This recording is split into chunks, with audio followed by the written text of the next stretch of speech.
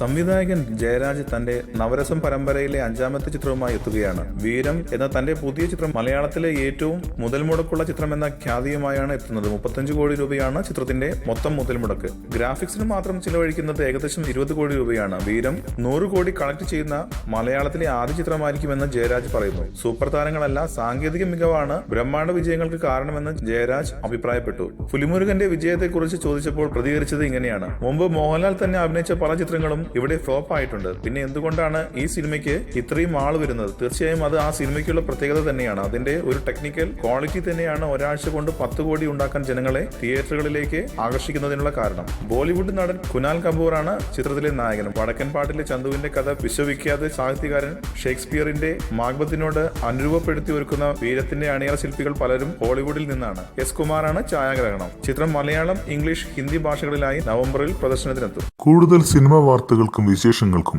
ഇപ്പോൾ തന്നെ സബ്സ്ക്രൈബ് ചെയ്യൂ മലയാളം ക്രിയേഷൻസ്.